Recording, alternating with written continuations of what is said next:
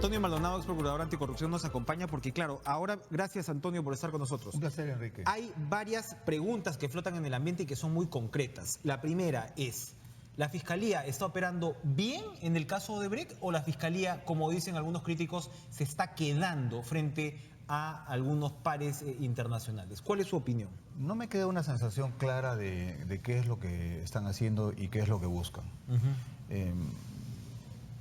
Sin el ánimo de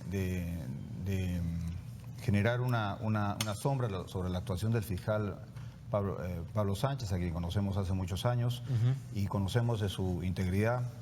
Sin embargo, la estrategia expuesta en la conferencia de prensa a mí me generó ciertas dudas. A mí me parece que lo que el país esperaba y espera del Ministerio Público es que el Ministerio Público lleve a la cárcel a quienes todos creemos o consideramos que debieran estar en la cárcel. Tal cual. Y no abocarse a una estrategia que finalmente es la estrategia que se va a ver en el curso del proceso penal, que finalmente corresponde a la Procuraduría, que es la recuperación en forma de reparación civil o de acuerdo adelantado, etcétera, como sea, del impacto económico que esas actividades criminales pudieran haber tenido para el Perú. Pero una cosa es la plata y otra cosa es la sanción penal a quien debe. Sí, yo creo que si ahora al peruano o a la peruana le preguntan, oiga, ¿cuál es su concepto de justicia en estos casos de corrupción?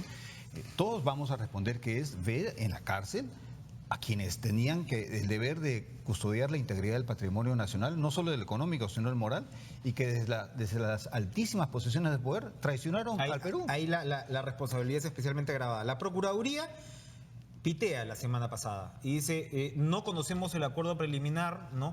La Fiscalía parece reaccionar y ayer anuncia que está propiciando una reunión entre Odebrecht y la Procuraduría para definir el monto de la reparación civil.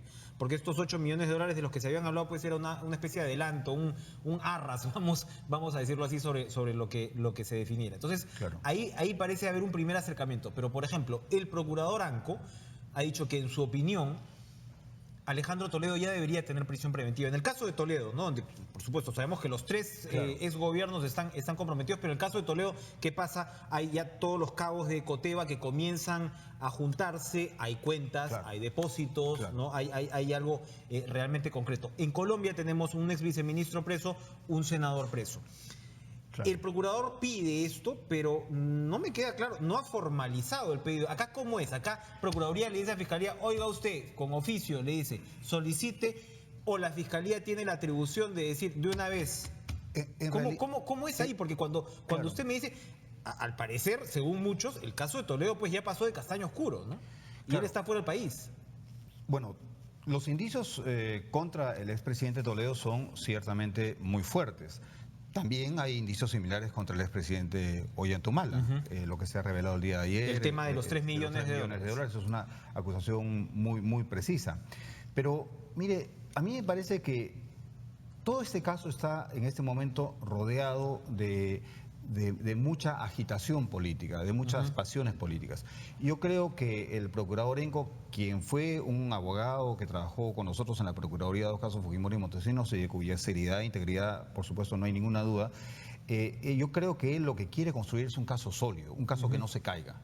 Si corresponde en ese contexto solicitar la prisión preventiva para el presidente Toledo o para el expresidente Humala o para el presidente García, eso tendrá que hacerse.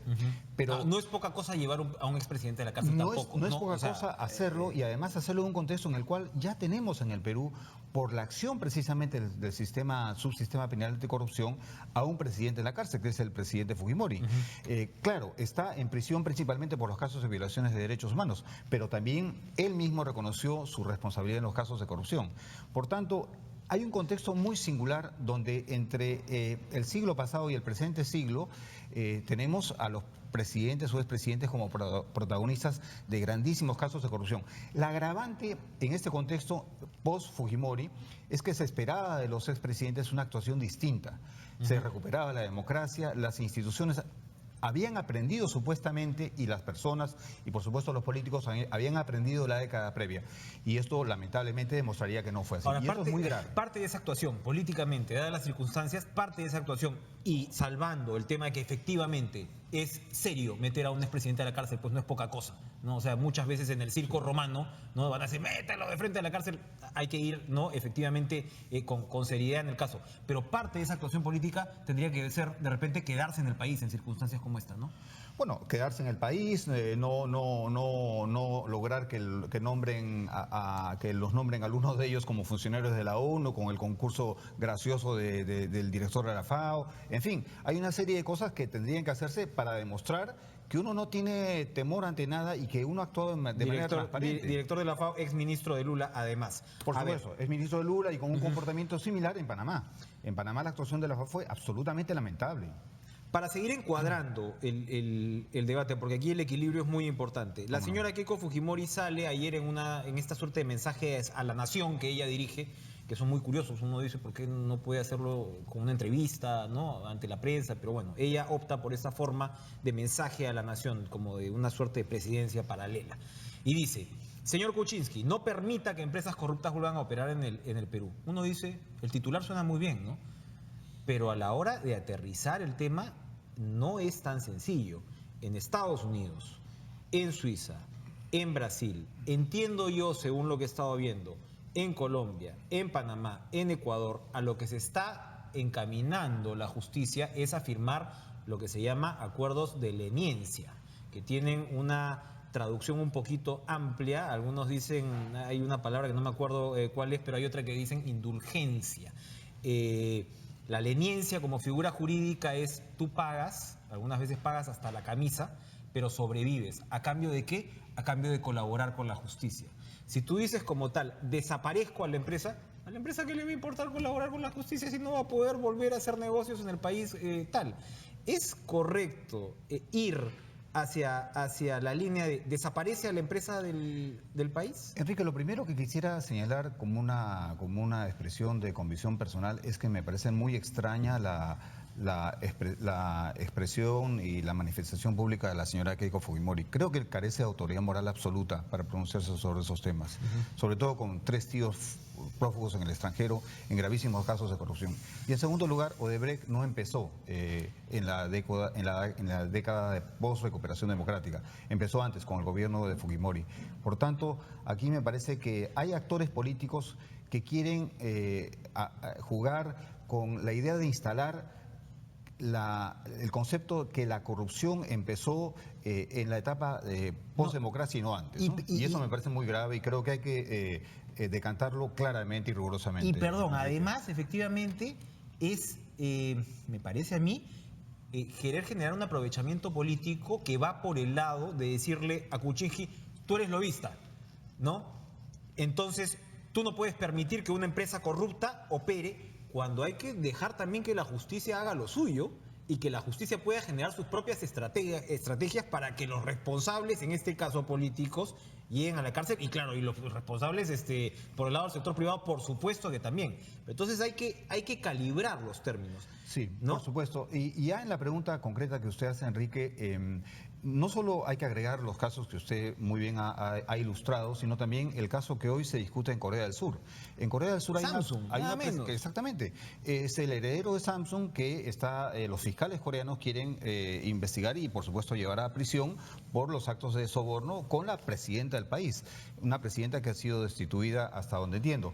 Y recordemos los casos de Volkswagen. Es decir, acá hay un comportamiento empresarial que es inherente al sistema económico del cual surgen, que invita a la corrupción, invita al cohecho, invita al soborno. Y eso es lo que se trata de combatir con estándares internacionales promovidos por Naciones Unidas, la Oficina de Drogas contra el Delito y otras agencias, a fin de que las empresas tengan un comportamiento que impida que incurran en actos de soborno. Pero y finalmente, en lo que se refiere a la figura que usted establecía, claro, son las figuras de la colaboración eficaz, hoy día que rindieron muy buen fruto en el Perú, que vienen de las experiencias italianas de lucha contra la mafia, que se han exportado desde el Perú a Guatemala, donde se han ampliado en el ámbito de las funciones de la Comisión Internacional contra la Impunidad de Guatemala, CICIG, en fin. Entonces, hay toda una experiencia en el Perú que yo creo está dirigida a buscar la delación premiada, a buscar información veraz que permita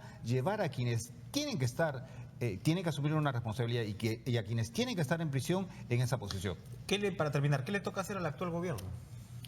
Mire, el actual gobierno tiene que ser mucho más claro en lo que corresponde a empresas como Odebrecht y otras que trabajaron con Odebrecht, porque como usted sabe el caso no termina en Odebrecht. Hay empresas nacionales que trabajaron con Odebrecht y que hoy día dicen no saber nada. Efectivamente. Por ejemplo, la empresa Graña y Montero.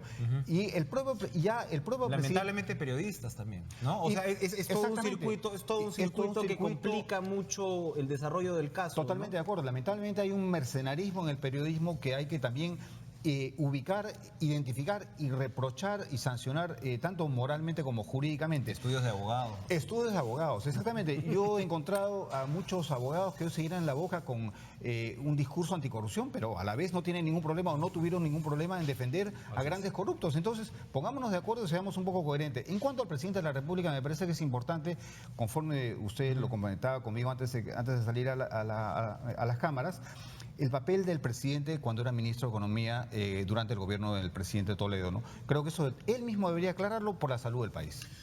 Antonio Maldonado, ex procurador anticorrupción, muchas gracias por puntualizar, ¿no? Yo creo que porque finalmente aquí lo más tentador es de repente entrar en una suerte de histeria generalizada. Pues tenemos que llegar hasta el fondo del asunto y tenemos que hacerlo de manera ordenada y tenemos que llegar pues a una profilaxis social finalmente, ¿no? Que es, porque si no, pues da igual que nada. Gracias otra vez por estar con nosotros. Por favor, la invitación. Esta mañana y nos vamos a ir a una pausa y regresamos de inmediato.